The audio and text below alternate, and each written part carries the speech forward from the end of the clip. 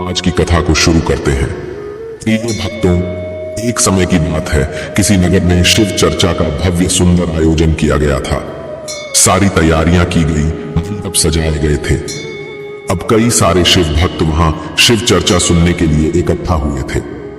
वहीं दूसरी ओर भगवान शिव और माता पार्वती कैलाश से सारा नजारा देख रहे थे। सभी गुरु भाई और गुरु बहनें शिव चर्चा करने के लिए आपस में प्रेम पूर्वक भक्ति का भाव लिए मंडप में बैठ गए थे और चर्चा शुरू ही होने वाली थी कि तभी कुछ दुष्ट लोगों ने भगवान शिव जी के प्रति तथा उनके भक्तों के प्रति ईर्ष्या का भाव रखते थे। उन्होंने शिव चर्चा में विघ्न डालने के उद्देश्य से अपने पालतू पशुओं को शिव चर्चा के मंडप में छोड़ दिया, जिससे एक बड़ी आपत्ति होनी थी। अब जानवरों के मंडप में घुसने से वहां भगदड़ मचने ही वाली थी कि तभी भगवान शिव के चमत्कार से सभी पशु जो जोर से दौड़ते हुए मंडप की ओर आ रहे थे, वे सभी मंडप के समीप आकर एकदम से शांत हो गए और मंडप के चारों ओर शांति का भाव लिए खड़े हो गए, मानो जैसे कि वह भी अब शिव चर्चा सुनने को आए हों और सभी भक्तों की सुरक्षा करने हेतु रक्षा घेरा बना रहे हों। ये चमत्कार देखकर वो दुष्ट लोग भी हैरान हो गए। अब उन्होंने मन में विचार किया कि चलो वहां चलकर देखते हैं कि यह क्या माजरा है। इसीलिए अब वे लोग वहां आकर चुपचाप अपने पशुओं के पीछे खड़े हो गए। अब मंडप में बैठे सभी ने भगवान शिव का जय जयकार किया और आगे शिव चर्चा की शुरुआत की। प्रिय भक्तों, भगवान शिव गुरु की भक्ति और महिमाएं कितनी ही महान है। जो लोग शिव चर्चा में विघ्न डालने का भाव लिए आए थे, वहीं अब शिव चर्चा सुनने के लिए मंडप के बाहर खड़े हो गए थे। अब एक गुरु भाई सभी शिव भक्त गणों को सुखमणि और दुखमणि की पौराणिक कथा सुना रहे थे और कथा को आगे सुनाते हुए वह कहने लगे कि हे श्रोताओं, किसी नगर में एक धनवान सेठ रहते हैं। वह सेठ, जिसका नाम भगीरथ था, वह अपनी पत्नी रुक्मीन के साथ बड़े प्रेम से रहता था। सेठ की पत्नी भगवान शिव जी की अनन्य भक्त थी, जो हर दिन शिवलिंग पर जल अर्पण करती थी। भगवान शिव की नित्य पूजा आराधना करती थी। फिर कुछ के दिनों के पश्चात वह गर्भवती हुई और समय आने पर प्रसव पीड़ा उस स्त्री को होने लगी, किंतु शिशु को जन्म देते समय ही उस स्त्री की मृत्यु हो गई। अब सेठ जी बहुत दुखी हुए, किंतु वह कुछ भी नहीं कर सकते थे। वहीं दूसरी ओर सेठ की पत्नी ने एक सुंदर कन्या को जन्म दिया था, जिसका नाम मां को दुख देने के कारण से दुखमणि रखा गया। मित्रों, अब वो कन्या समय के साथ साथ बड़ी होने लगी, किंतु सेठ को अपनी बेटी के लिए, मां की तथा स्वयं के लिए पत्नी की कमी हर पल महसूस होने लगी। इसलिए घर के अन्य लोगों के कहने पर उसने दूसरा विवाह किया, अपितु अब होनी को कुछ और ही मंजूर था। सेठ की दूसरी पत्नी आलसी, घमंडी और क्रोधी स्वभाव की थी। वो हर दिन देर से उठती, ठीक से कोई भी काम नहीं करती थी और छोटी छोटी बातों पर सेठ से लड़ती रहती थी। उसने तो अब दुखमणि को, जो कि मात्र 5 साल आयु की थी, उसे ही घर की नौकरानी बना दिया। बेचारी वह कन्या, जिसकी बच्चों के साथ खेलने की उम्र थी, अब वहीं घर के सभी काम करती थी। झाड़ू लगाती, पिता के लिए खाना बनाती, मां के कपड़े धोती, घर के सारे काम करती थी। सेठ यह सब देखकर बहुत दुखी होता था, लेकिन उसकी दूसरी पत्नी उसका कुछ भी चलने नहीं देती थी, मानो उसे गुलाम बना दिया हो। मित्रों, रुक्मिणी भी अपनी मां की तरह ही शांत, गुणवान और बहुत सुंदर थी। वो हर दिन प्रातः सुबह उठकर घर के सारे काम करती, नित्य भगवान शिव की पूजा करती थी। वो कभी अपने भाग्य को नहीं कोसती थी, वो तो बस अपने प्रिय भगवान शिव की भक्ति में लीन रहती। उसकी सौतेली माँ उसे बहुत डांटती थी, मारती और पिटती भी थी। फिर भी वो बेचारी सब कुछ शांति से सहन करती थी, क्योंकि उसका सारा दर्द तो ओम नमः शिवाय का जाप करने पर गायब हो जाता था। मानो शिव जी की पूजा करने से उसके सारे दर्द दुख एक पल मात्र में ही दूर हो जाते हो। अब इसी तरह से कुछ समय बीतता गया और सेठ की दूसरी पत्नी भी गर्भवती हुई। अब समय के अनुसार उसने भी प्रसव किया और एक कन्या को जन्म दिया। अब सेठ और सेठ की दूसरी पत्नी खुश हुए, किंतु सेठ की पत्नी ने अपनी सौतेली बेटी से ईर्ष्या का भाव रखते हुए उसका नाम सुखमणि रखा, अर्थात जो माँ बाप को सुख दे। मित्रों, किंतु आपने वो कहावत तो सुनी ही होगी ना, लोग कहते हैं आपके जैसा बेटा और कटोरी जैसा ही लोटा। अब वही दूसरी ओर, जैसी माँ वैसी ही बेटी। माँ ने जैसे बीज बोया, बेटी ने वैसी ही बर्बादी उगाई। अब क्या था, नाम तो सुखमणि रखा था, पर माँ खुद अहंकार की मूर्ति थी, तो बेटी क्या इंसान बनती। प्रिय भक्तों, सुखमणि भी अपनी माँ की तरह ही घमंडी और क्रोधी स्वभाव की थी। समय के साथ साथ दोनों बेटियां बड़ी होने लगी। सेठ तो अपनी दोनों बेटियों से प्रेम करता था, कभी भी दोनों के बीच भेदभाव नहीं करता था। किंतु सेठ की दूसरी पत्नी और छोटी बेटी सुखमणि हर संभव प्रकार से बड़ी बेटी दुखमणि को परेशान करते थे। इस दुख से दूर रहने के लिए दुखमणि हमेशा जहां भी शिव चर्चा होती थी वहां सुनने के लिए चली जाती थी। वो तो बस शिव की भक्ति में वैरागी बन गई थी, जिसे देखकर सेठ की दूसरी पत्नी अब और अधिक क्रोधी होती थी। उसकी शिव पूजा से वो ईर्ष्या भाव रखती थी, उसे जूठा खाना देती, सोने के लिए जमीन पर कहती थी, उसे कभी भी किसी भी प्रकार का एक पल का सुख नहीं देती थी या मिलने भी नहीं देती थी। मित्रों, अब समय के अनुसार सेठ की दोनों बेटियां बड़ी हो गई, अब उनकी विवाह के योग्य आयु हो गई।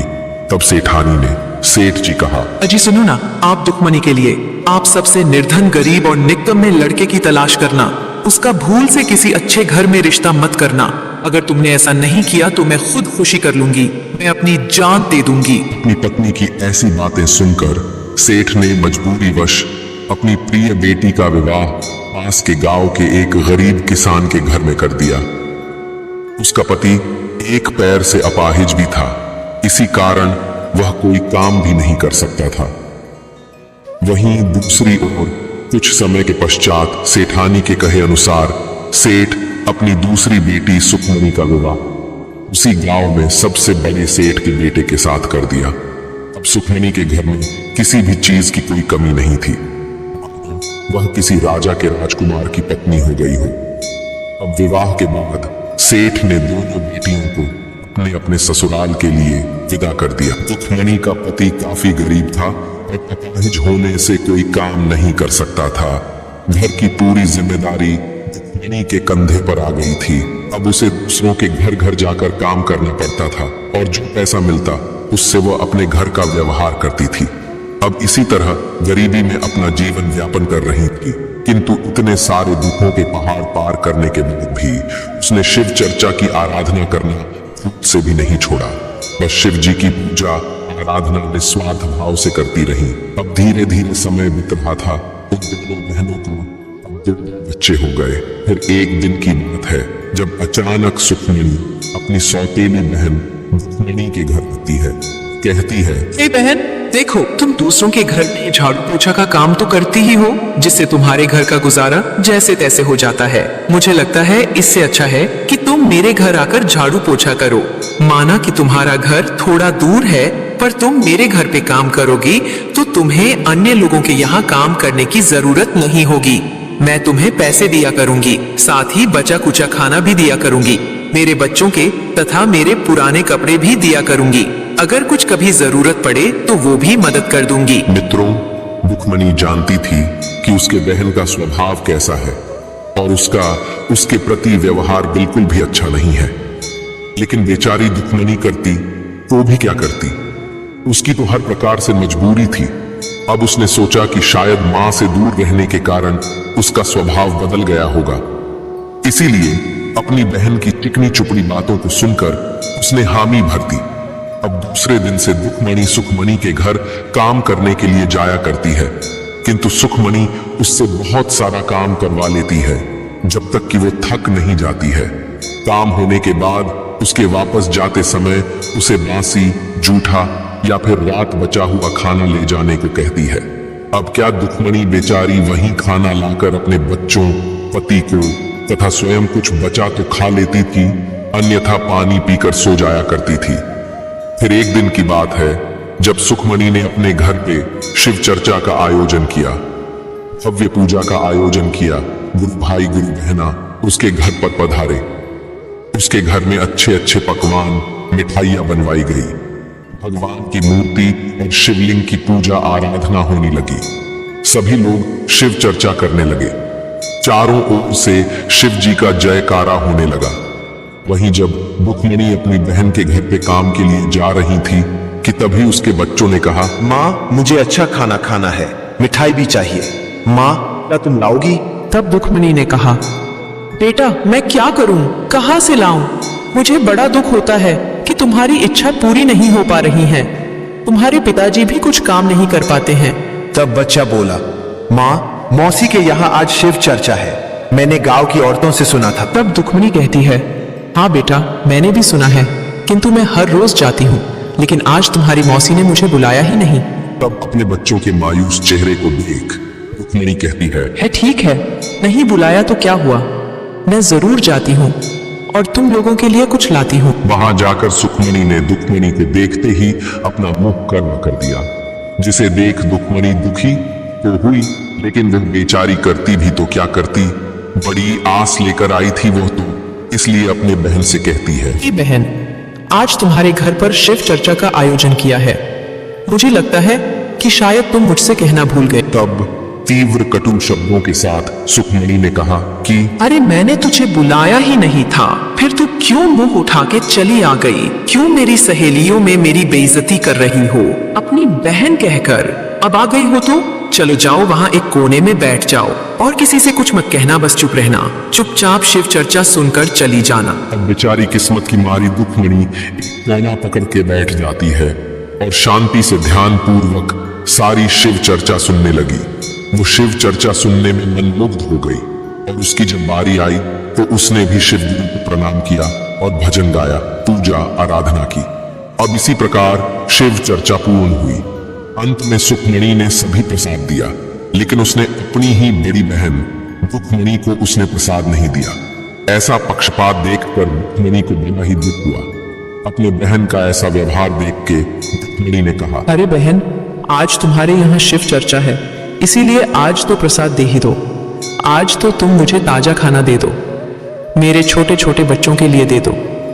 बस मैं मेरे लिए नहीं मांग रही हूँ, वे बड़ी आस लगाकर बैठे हैं कि उनकी माँ मौसी के यहाँ से भोजन लाएगी। तब सुखमणि ने क्रोध में आकर कहा, अरे बेकारन, उठ और चली जा अपने घर को। तुझे घर पर क्या आने दिया? तू तो मुझ पर ही रौब दिखा रही है। आज तो तुझे कुछ भी नहीं मिलेगा।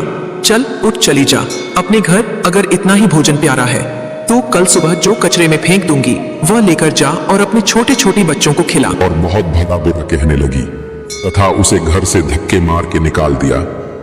अब बेचारी गरीब रुक्मिणी रोते रोते अपने घर चुपचाप चली आती है। अब उसे रोते देखकर उसके बच्चों ने कहा, माँ क्या हुआ, क्या बात है? तुम तो मौसी के घर गई थी अपने लिए खाना लाने, फिर तुम क्यों रो रही हो? तब रुक्मिणी ने कहा, बेटा तुम्हारी मौसी ने खाना तो दिया ही नहीं बल्कि प्रसाद भी नहीं दिया। इतना कहकर वो बोली, अरे बच्चों मौसी ने नहीं दिया तो क्या हुआ, तुम्हें बस अपने घर में ही रहना है, तुम्हारी माँ कहीं से कुछ लाती है। इतना कहकर वह अब घर से चली जाती है।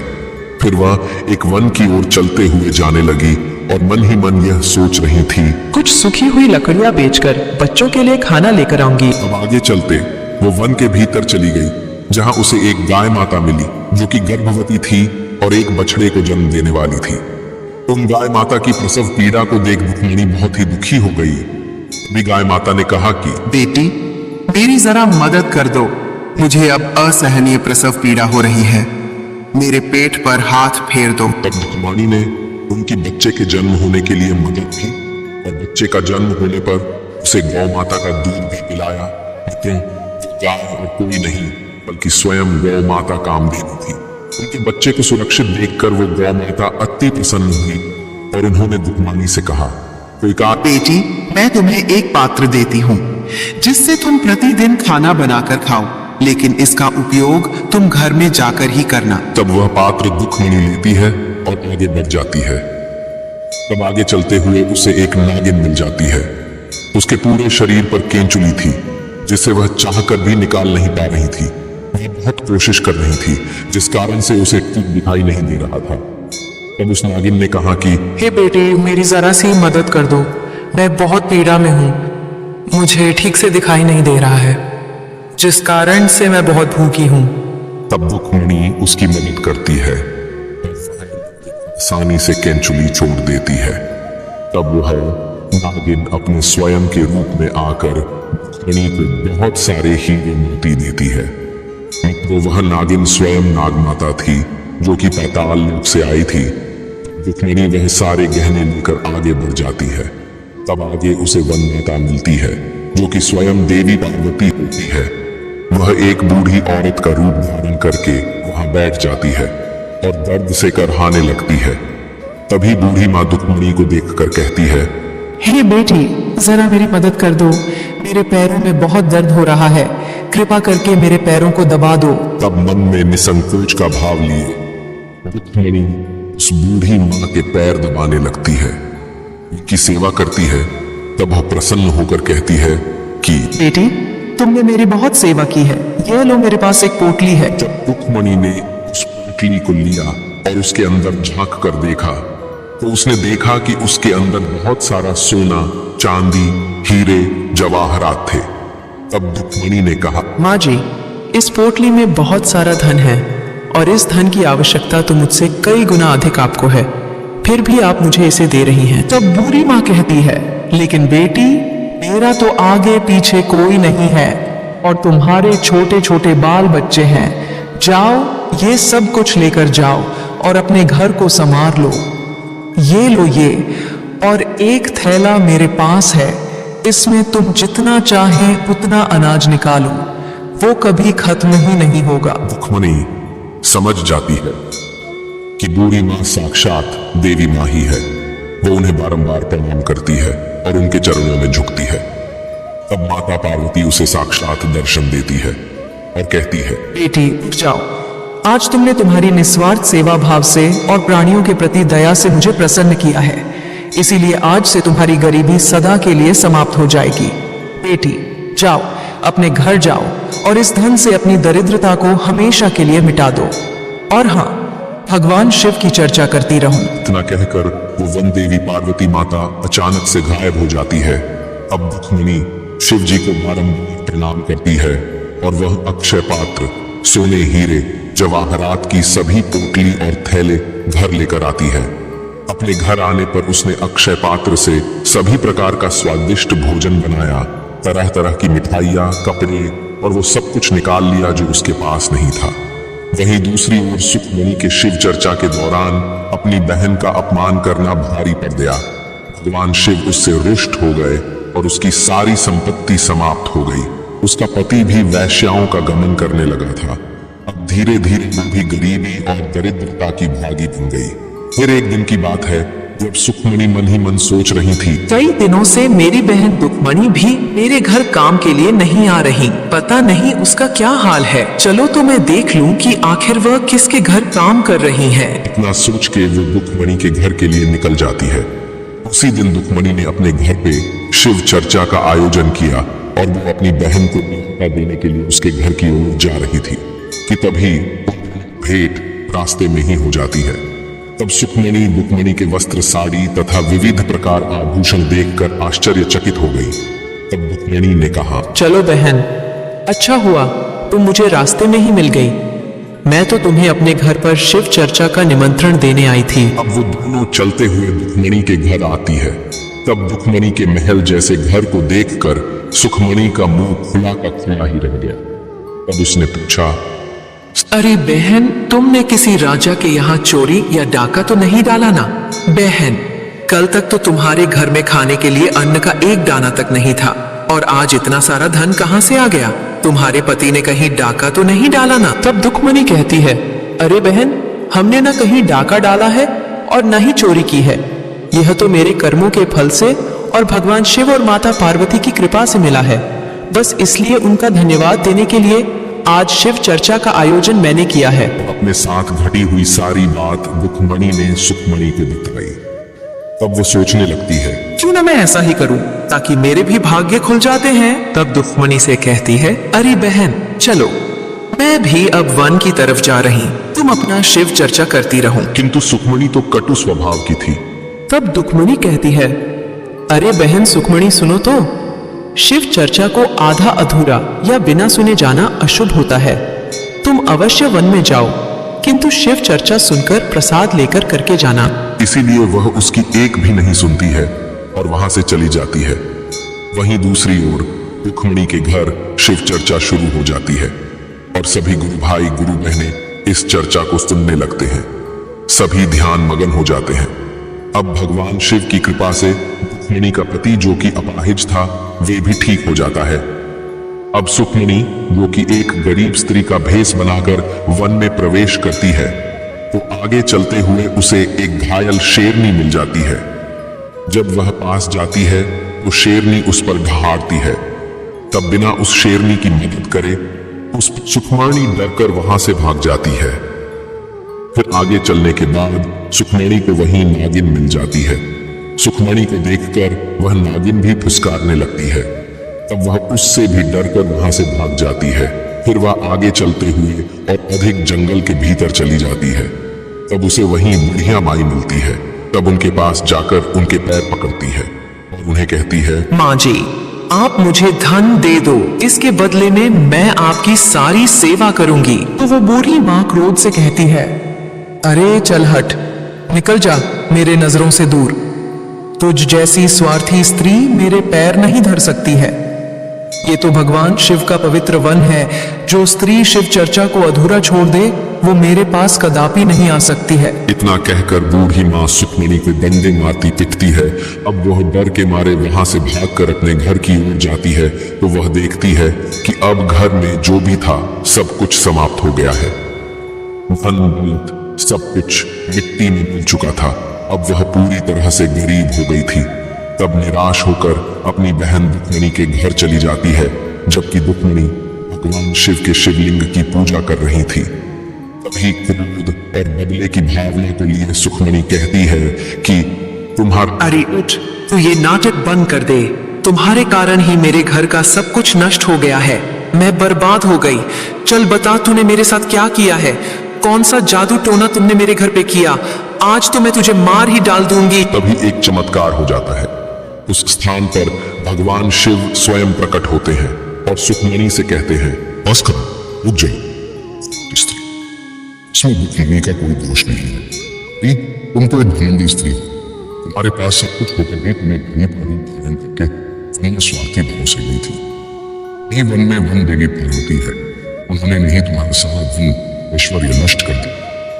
हमेशा से ही धन की लालच किया है और तुमने मेरे प्रिय शिष्या को तथा प्रिय भक्त को दुख दिया। ये तो बेचारी तुम्हारे यहाँ शिव चर्चा से प्रसाद भी नहीं दिया, बल्कि इसका अपमान किया। ये अपमान तुम्हें करने की कोशिश की।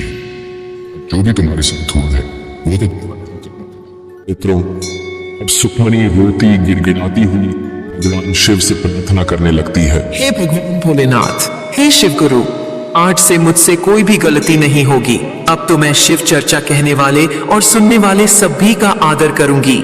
आज से हर दिन शिव चर्चा का प्रचार भी करूंगी। मैं किसी से भी द्वेष या ईर्ष्या नहीं रखूंगी। कृपा करें और आप मेरे धन दौलत को वापस कर दीजिए। मैं आपको वचन देती हूँ कि आज से मैं आपकी ही भक्ति करूंगी। हे भगवान भोलेनाथ, कृपा करें और मेरी भूल को क्षमा करें। अब अपनी बहन को रोते बिलखते देखकर रुक्मिणी भी भगवान से भोलेनाथ कहती है, हे प्रभु, आप तो महादेव हैं। कृपा करें और मेरी बहन को उसकी भूल के लिए क्षमा करो। तब भगवान शिव कहते हैं, हे पुत्र, अगर तुम कहती हो तो ठीक है। मैं तुम्हारी बहन को क्षमा करता हूँ। और रुक्मिणी को आशीर्वाद देते हुए भगवान भोलेनाथ अंतर्ध्यान हो गए। इसी तरह से रुक्मिणी के प्रार्थना करने के कारण सुक्मिणी को उसका खोया हुआ संपत्ति वापस मिल गया। अब सुक्मिणी के भीतर परिवर्तन आ गया। वह भी अपनी बहन की तरह ही शिव जी की पूजा आराधना करने लगी और रुक्मिणी के साथ स्नेह पूर्वक आचरण करने लगी। अब इसी तरह से यह शिव चर्चा पूर्ण हो जाती है और फिर शिव गुरु कहते हैं, हे प्रिय श्रोतागण, तो इस प्रकार भगवान की कृपा से दोनों बहनें प्रेम से रहने लगती है। अब आपको आगे की कथा को सुनाते हैं। भाई कहते हैं, हे श्रोतागण, एक समय की बात है जब भगवान शिव कैलाश में ध्यान मग्न होकर बैठे थे। तभी अचानक से नारद मुनि वहां पधारते और कहते हैं, हे प्रभु, आज जब मैं मृत्यु लोक में भ्रमण कर रहा था, मैंने देखा कि हर जगह जगह शिव चर्चा हो रही थी। इसी कारण से मेरे मन में यह प्रश्न पड़ा कि भगवान शिव की चर्चा का क्या विषय है। मुझे तो इसे पता करना ही पड़ेगा कि आखिर क्यों भक्तगण इसे मन मुग्ध होकर सुन रहे हैं। मन ही मन यह विचार कर रहा था कि चलिए इस विषय में मुझे स्वयं भगवान शिव जी से पूछना पड़ेगा, इसलिए मैं यहाँ आया हूँ। हे प्रभु, कृपा करें और मेरी मन की इस दुविधा को दूर करो। तब मंद मुस्कान के साथ भगवान कहते हैं, हे देवर्षि नारद, इस विचित्र प्रश्न का उत्तर तो आपको केवल मृत्यु लोक में ही मिलेगा। इसीलिए आप मृत्यु लोक में एक मनुष्य का वेश धारण करके जाएं और जो भी नवजात शिशु मिलेगा उसके कान में चुपके से इस प्रश्न को पूछ लीजिए। तब भगवान शिव को प्रणाम करते हुए नारद जी कहते हैं, ठीक है प्रभु, अगर आप कह रहे हैं तो मैं अवश्य ऐसा ही करूंगा। इतना कहकर नारद मुनि धरती लोक पर आते हैं और एक युवा साधु का भेष धारण करते हैं। उसी समय उनकी नजर एक अंडे से बाहर निकल रहे तोते के पिल्ले पर पड़ी, तो वे उसके पास जाकर उसके कान में पूछते हैं कि हे तोते बालक, इस धरती लोक पर शिव चर्चा क्यों इतनी प्रसिद्ध है जिसे हर कोई सुनना चाहता है। तभी इतना शब्द सुनते ही उस तोते के नवजात बच्चे ने अपने देह को त्याग दिया, अर्थात उसकी मृत्यु हो गई, जिसे देखकर नारद जी बहुत दुखी हो गए। तब इस आश्चर्यचकित बात को देखकर वे सीधे वापस भगवान शिव के पास आते हैं और उनसे पूछते हैं, हे प्रभु, आपने जैसे कहा था हमने ठीक वैसा ही किया था, किंतु तोते का बच्चा मर गया। अब हम कैसे अपने प्रश्न का उत्तर जान लेंगे। तब फिर मंद मुस्कान के साथ भगवान शिव कहते, किंतु आप व्यर्थ की चिंता ना करें, आपको इस प्रश्न का उत्तर धरती लोक पर ही मिलेगा। मित्रों, वर्षि नारद फिर से धरती लोक पर एक मनुष्य का रूप धारण करके आते हैं। तभी उन्होंने देखा कि अभी भी एक गधे के बच्चे ने जन्म लिया है। तब वे उसके पास जाते हैं और उसके कान में कहते हैं, हे गधे, इस धरती लोक शिव जी की चर्चा क्यों होती है तथा भगवान शिव ही इतने अधिक प्रिय क्यों हैं? तब इतना सुनते ही वह गधे का पिल्ला भी अपने देह को त्याग देता, उसकी भी मृत्यु हो जाती है। अब तो उस बच्चे को देखकर नारद मुनि और अधिक दुखी हो जाते हैं। अब वे निराश होकर भगवान शिव के पास फिर से जाते हैं और कहते हैं कि हे प्रभु, आपने जैसा कहा था हमने ठीक वैसा ही किया, अपितु अब तो गधे का पिल्ला भी मर गया। अब हम अपने प्रश्न को कैसे जान लेंगे? तब गंभीर स्वर में भगवान शिव जी ने, हे देवर्षि नारद, आप इस प्रश्न का उत्तर तो धरती लोक पर ही ढूंढ लीजिए, आपको अवश्य ही मिल जाएगा। तब नारद जी फिर से बड़ी आशा के साथ धरती लोक पर। अब इस बार उन्हें एक गाय का बछड़ा जन्म लेते हुए दिया।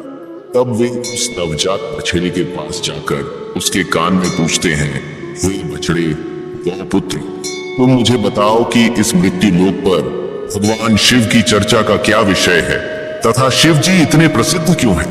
क्या तुम मुझे बता सकते हो? अब क्या था, वह गाय का बछड़ा भी तुरंत मर जाता है। ये देखकर अब तो नारद मुनि और अधिक दुखी हो गए।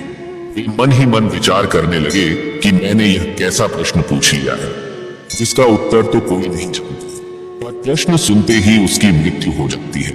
अब चाहे कुछ भी हो, मैं तो इस प्रश्न का उत्तर भगवान शिव के ही मुख से सुनूंगा, क्योंकि मेरे कारण 3 नवजात शिशुओं की मृत्यु हो गई है। अब बस मैं इनकी मृत्यु का पाप अपने सिर नहीं ले सकता हूँ। इतना विचार करते हुए नारद मुनि फिर से भगवान के पास चले आते हैं और कहते हैं, हे प्रभु, इस बार तो गाय का बछड़ा मर गया, अब तो मुझे गौ हत्या का पाप लगेगा। कृपा करें और मेरी शंका का निरसन करें तथा मुझे इन प्राणियों की हत्या के पाप से मुक्ति दीजिए। मैं इस प्रश्न के उत्तर को केवल आपके ही मुख से सुनना चाहता हूँ। मैंने जिससे भी इस प्रश्न को पूछा है उसकी मृत्यु हो जाती है। तब भगवान शिव बोले, हे नारद जी, आपको इस बार निराश नहीं होना पड़ेगा, आपके प्रश्न का उत्तर तो अवश्य ही मिल जाएगा। आप दोबारा से धरती लोक पर ही जाएंगे तो आपको वहीं जवाब मिलेगा। मित्रों, नारद जी बहुत ही आशा और विश्वास के साथ धरती लोक पर पधारते हैं और अपना भेष बदलते हैं। अब इस बार उन्हें एक राजा के भव्य महल में एक बच्चा जन्म लेते हुए दिखाई दिया। उस राजा के यहाँ एक पुत्र का जन्म हुआ था। उस राजा के विवाह के कई सालों के बाद और बहुत ही मन्नतें मांगते हुए था। करीब 10 से 12 सालों के बाद उसका एक बेटा हुआ था। इसीलिए उस राजमहल में बहुत ही बड़ा उत्सव मनाया जाता था। वहां उपस्थित सभी लोग राजा के बेटे को देखने के लिए बहुत ही उत्सुक थे। वहीं राजा के दरवाजे पर पहरेदार खड़े थे। तब नारद जी एक साधु का रूप देखे उस द्वार पर पहुंच जाते हैं। तब वे उस सिपाहियों से पूछते हैं कि यहाँ इतनी भीड़ क्यों उमड़ पड़ी है। तब सिपाही कहते हैं, अरे महाशय, आप नहीं जानते हैं, हमारे राजा के यहाँ कई सालों के बाद एक पुत्र का जन्म हुआ है, इसलिए सब लोग राजकुमार को देखने के लिए ही इकट्ठा हुए। तब साधु बोलते, हे सिपाही, अब मैं भी राजा के बेटे को देखना चाहता हूँ। तभी उन सिपाहियों ने कहा कि हे महाशय, आपको अंदर जाने की अनुमति नहीं है। तब नारद मुनि कहते हैं, जब तक मैं इस पुत्र का मुख न देखूं, तब तक मैं यहाँ से एक पल भी नहीं हटूंगा। अब इस प्रकार का हठ देखकर सिपाही विवश हो गए और उन्होंने अपने राजा को बुलाया। जब राजा वहां पहुंचे तब साधु ने कहा कि हे राजन, मैं आपके पुत्र को देखना और उसे आशीर्वाद देना चाहता हूँ। तब उस साधु का तेजस्वी रूप देखकर राजन उनकी बात को मान लेते हैं और उन्हें अपने साथ लेकर राजकुमार के कक्ष में चले जाते हैं। तब साधु महात्मा कहते हैं, हे राजन, मुझे इस बालक से एकांत में कुछ वार्तालाप। यह सुनकर वे राजन आश्चर्य में पड़ गए और कहने लगे, हे मुनि, यह क्या कह रहे हैं? भला आपने इस नवजात शिशु से क्या बात करनी है? इसकी आयु तो मात्र 2 घंटे की है, यह आपसे कैसे बात करेगा? तब मुनिवर कहते हैं, हे राजन, मैं इस बालक की खोज करते करते यहाँ आया हूँ। इसके पीछे विधाता का गूढ़ रहस्य होगा। मैं बहुत समय से इस बालक की प्रतीक्षा कर रहा था। तब वह राजन थोड़े समय तक विचार करते हुए अपनी भर देते हैं, कहते हैं, हे मुनिवर, अगर यह ईश्वर की देन है तो ठीक है, इस बालक से एकांत में अवश्य संवाद कर सकते हैं। इतना कहकर उस राजा सहित अन्य सभी लोग उस स्थान से बाहर चले जाते और कमरे को बंद कर देते हैं। अब नारद मुनि अपने असली रूप में आते हैं और उस बालक के पास जाते हैं और उसके कान में पूछते हैं, हे बालक, इस मृत्यु लोक पर शिव चर्चा इतनी प्रसिद्ध क्यों है? भगवान की महिमा महान क्या है? तब वह बच्चा अचानक से उठकर बैठ गया और बोला, हे मुनि, यह प्रश्न हमसे तब भी पूछा था जब हमने एक तोते के रूप में जन्म लिया था। केवल शिव चर्चा शब्द सुनकर हमें तो उस जन्म से मुक्ति मिल गई थी। उसके बाद आपने वही प्रश्न हमसे तब भी पूछा था जब हम एक गधे और गाय के बच्चे के रूप में जन्म लिए थे, जिस कारण हमें पशुओं की योनि से मुक्ति मिल गई थी। इन जन्मों से मुझे मुक्ति मिल गई थी, इसका कारण केवल भगवान शिव का नाम था जो आपने हमारे कान में लिया था।